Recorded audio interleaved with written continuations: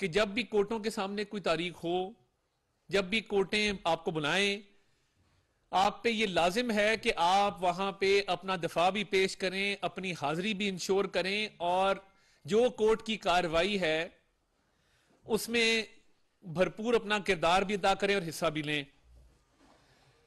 अब आज से 2 रोज कबल इसी को वारंट गिरफ्तारी की तामील करवाने इस्लामाबाद पुलिस गई थी। इस्लामाबाद पुलिस का यह मुकदमा नहीं है। जो इस्लामाबाद पुलिस को कहा गया वो कोर्ट का ऑर्डर था जिसकी तामील करवाने इस्लामाबाद पुलिस गई थी कि ये आपके वारंट हैं कि आपने 7 मार्च को इस्लामाबाद की सेशन कोर्ट में पेश होना है।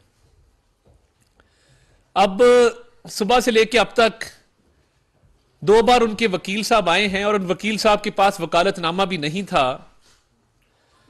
और जब उनसे पूछा गया कि आप किसके बिहाफ में, उन्होंने कहा जी मैं इमरान खान साहब का वकील हूं। हर पेशी पे एक तो वकील तब्दील हो जाता है। और 2 दफा उनसे पूछा गया तो उनके पास वकालतनामा नहीं था। किसी भी मुकदमे में जब फर्द जुर्म आयद होनी हो तो वकील ना सिर्फ अपना वकालतनामा जमा कराता है बल्कि मुल्जिम को अदालत के रूबरू पेश भी करवाता है। तो अभी तक इमरान नियाज़ी साहब पेश नहीं हुए।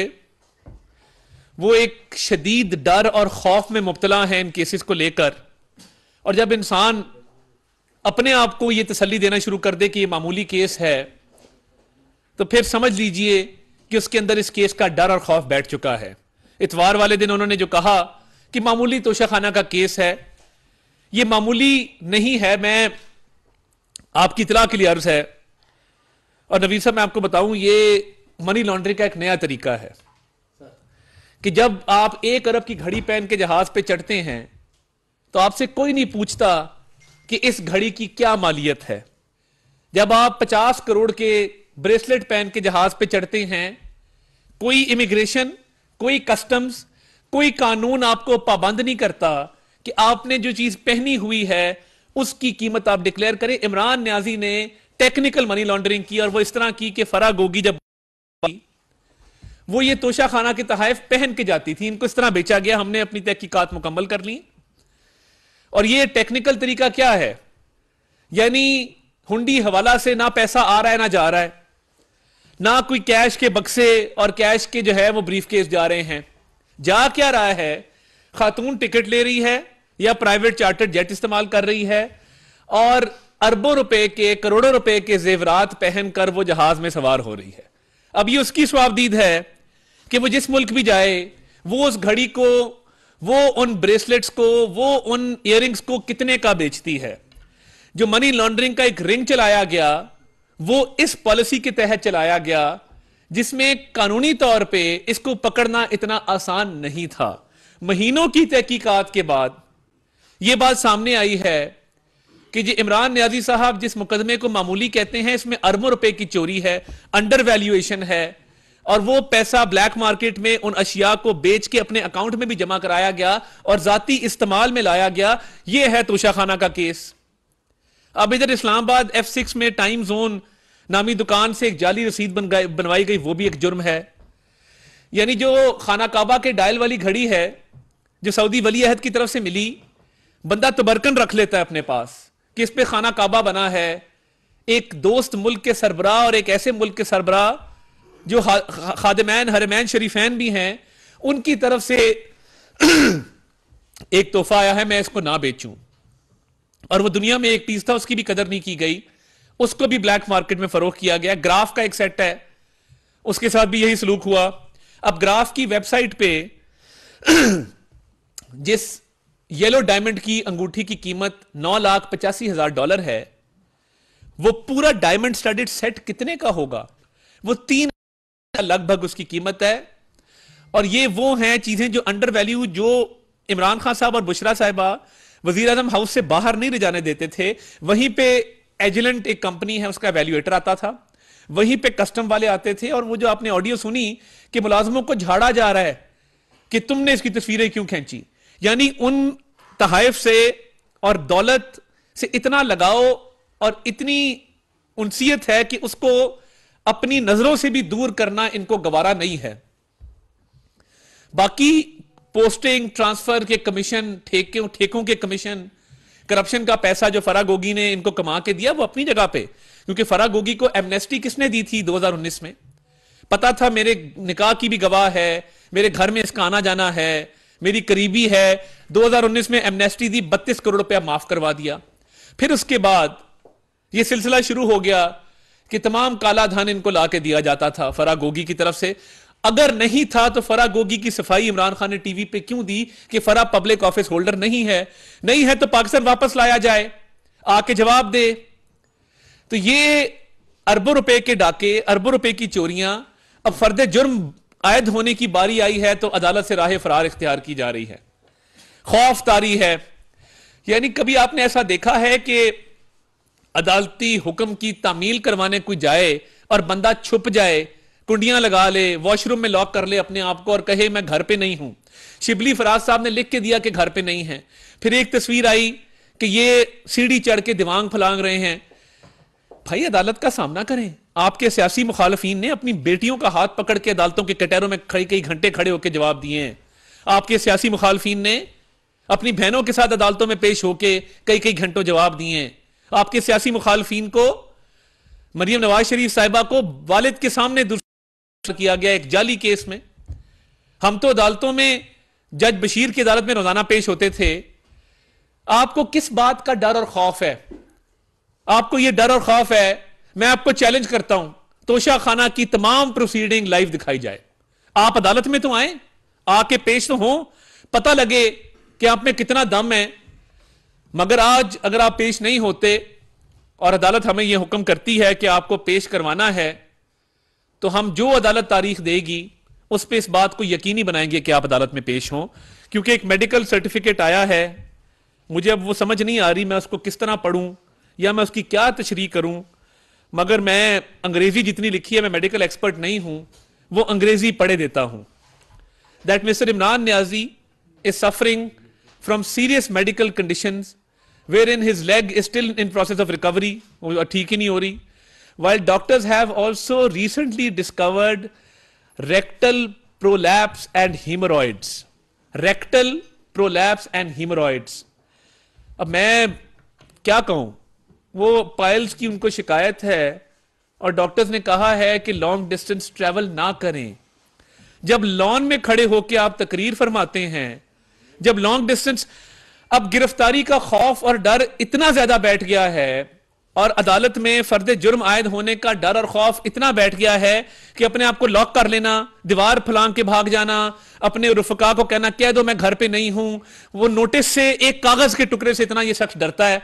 पूरी कौम के बच्चों को आगे किया हुआ है, अपने आगे ढाल बनाता है, धरने जलसे जुलूस होते हैं उनको आगे खड़ा करता है।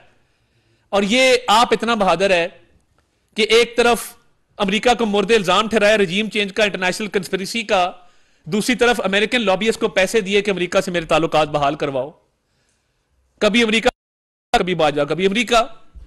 अपना तो पता ही नहीं है ना कि मैंने कोई कभी चोरी भी की थी जिंदगी के अंदर। अब वो कह रहे हैं टांग भी खराब है, पाइल्स की भी शिकायत है और मैं लॉन्ग डिस्टेंस, डॉक्टर ने कहा ट्रैवल ना करें। तो क्या करें फिर? फर्द जुर्म आप पे कैसे आयद होगी? अगर आप कई महीने इसको ताखीर का शिकार करेंगे और आप में इतनी हिम्मत, इतना हौसला, इतना दम ही नहीं है, इतना सा दिल है आपका कि आप घर के लॉन में आना भी गवारा नहीं करते। उसने जब लॉक करके बैठे हैं और लोगों को कहा है मैं घर पे नहीं हूं, तो उसके बाद जब बच्चों और औरतों को इकट्ठा कर लिया तो खड़े हो गए कि जी मैं अपने घर की तकरीर, घर के लॉन में तकरीर करूंगा। फर्ज जुर्म तो आयद होनी है, मुकदमे तो आगे चलना है।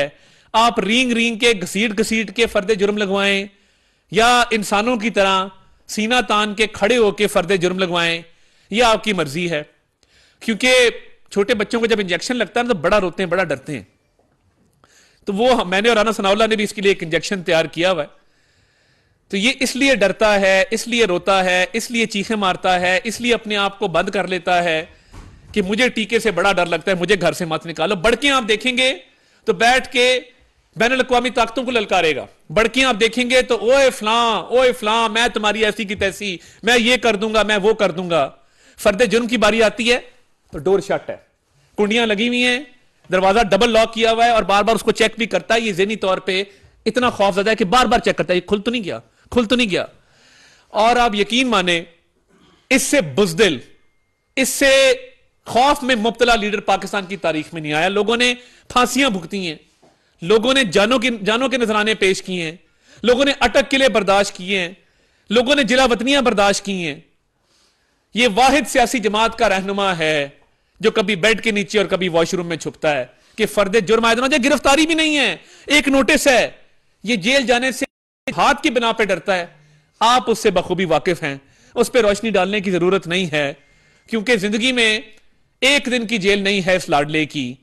और वो इसलिए नहीं है कि कुछ ऐसी मामलात हैं जो शायद जेल में मुमकिन ना हो सकें, और वो मुमकिन ना हुए तो ये बिल्कुल ज़हनी तौर पे ये फारग हो जाएगा ये शख्स। और यही इसके खौफ की वजह है, यही वजह है कि ये अदालतों के अंदर पेश होने से गुरेजा और कासिर है।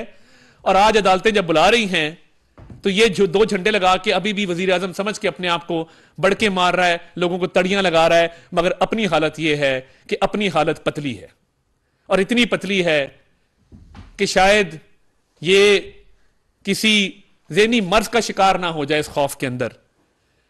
और ये हो रहा है आहिस्ता आहिस्ता। तो ये ऑप्शन आपके पास कोई नहीं है। आप जत्था लेके आए, अकेले आए, डंडे लेके आए, कील लेके आए, आप जैसे भी आए, खौफ का साया आप पे मंडलाता रहेगा। अदालत के कटहरे में आपको खड़ा होना पड़ेगा। यह नहीं हो सकता कि आप अदालत से राह फरार इख्तियार करें और कई कई महीने इस प्रोसेस को डिले करें। यह लाजिम है कि फर्द जुर्म आयद होगी, अरबों की चोरी का जवाब देना होगा। कोई टांग या कोई पाइल्स की बीमारी आपको इस काम से नहीं बचा सकेगी। आप अपने आप को लॉक करें, बेड के नीचे घुसें, दीवार फलांगें या वॉशरूम में लॉक कर लें। आपका एहतसाब हो के रहेगा। आप जो मर्जी कर लें, इदारों को गालियां दें, अफसरान के नाम लें, आपने जो करना है आप कर लें। फराह गोगी और कप्तान लूट के खा गए पाकिस्तान का हिसाब हम लेकर रहेंगे।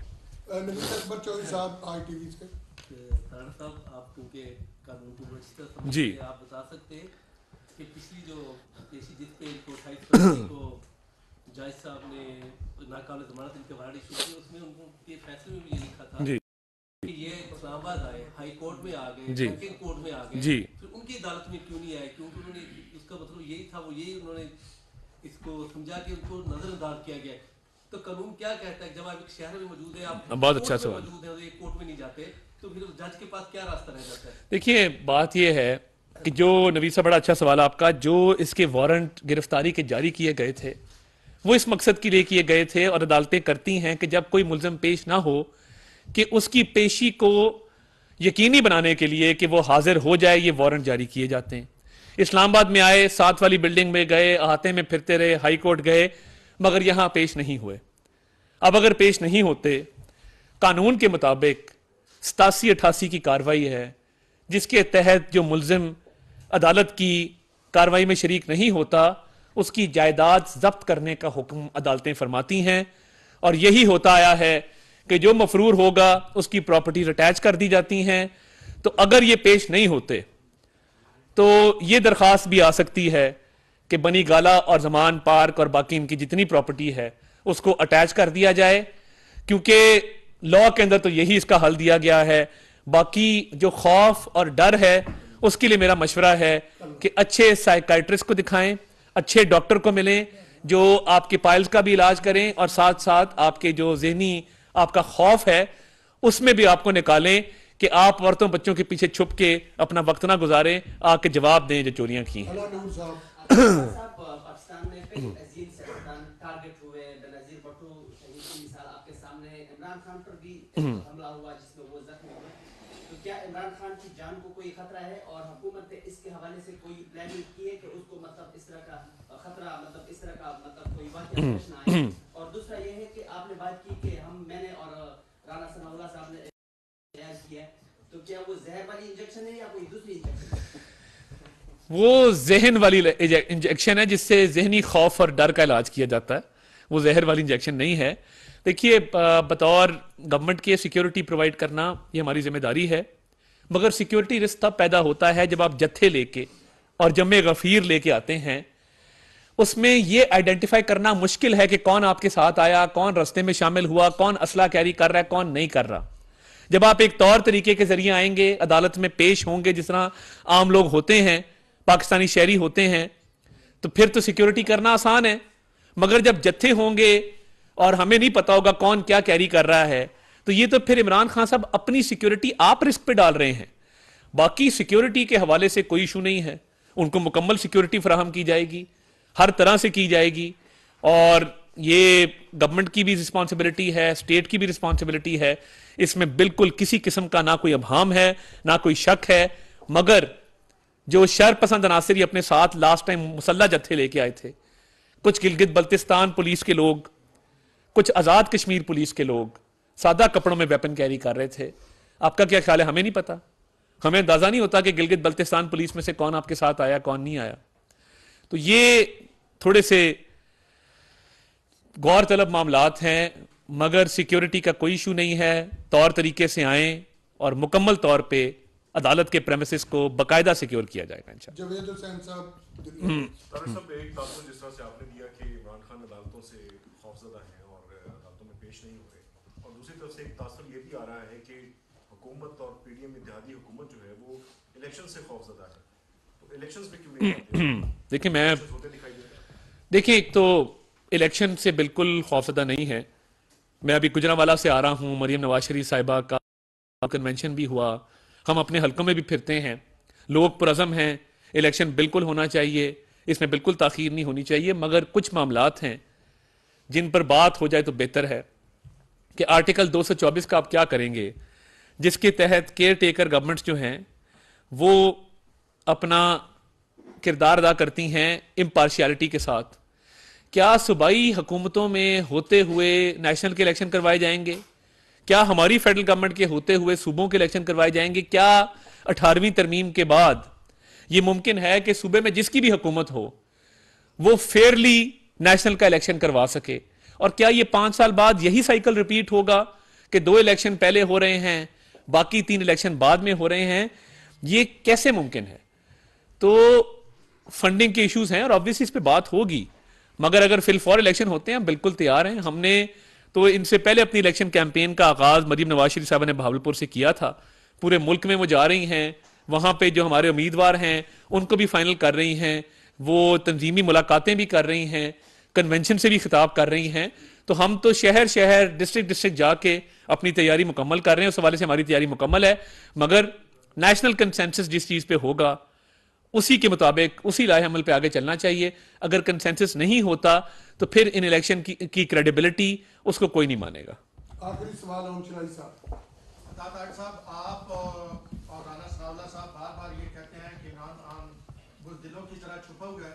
परसेप्शन ये बन रही है कि हुकूमत खौफ का शिकार है, हुकूमत बुज़दिल हुई हुई है, और दर्जनों मुकदमात होने के बावजूद इमरान खान को हाथ लगाने की भी शिक्कत इस हुकूमत में नहीं है। और इस हुकूमत को ये मालूम है कि अगर वो इमरान खान को गिरफ्तार करते हैं तो फिर उसके बाद जो लॉ एंड ऑर्डर का मसला बनेगा वो उसे हैंडल नहीं कर सकेगी। इस पे आप देखिए, लॉ एंड ऑर्डर का मसला तो खास कोई ना है ना हो सकता है। बात सीधी है, कितने को लोग आ गए थे पिछली दफा जब इमरान खान को सिर्फ नोटिस की तामील करवाने गए हैं। मसला ये नहीं है, हम अगर आज चाहें, अगले लम्हे चाहें, अल्लाह ताला के फजल से उसको बिल्कुल गिरफ्तार कर सकते हैं। मगर इस केस में गिरफ्तारी का मकसद अदालत में उसको अपीयर करवाना है। अगर वो मकसद गिरफ्तारी के बगैर पूरा होता है और वो अदालत में आके फर्द जुर्म की कार्रवाई में शरीक हो जाते हैं तो हमें कोई इतराज नहीं है। अदालतें अगर ऑर्डर करेंगी तो गिरफ्तारी भी अमल में लाई जाएगी। मगर ये सारे कानूनी प्रोसेसेस के थ्रू होगा। हम कोई उजलत में, कोई जल्दबाजी में, बगैर लॉ को फॉलो किए हुए ऐसी गिरफ्तारी हमें नहीं चाहिए। चाहें तो कर सकते हैं, मगर ठोस गिरफ्तारी होगी, कानून के मुताबिक होगी, अदालती ऑर्डर के मुताबिक होगी।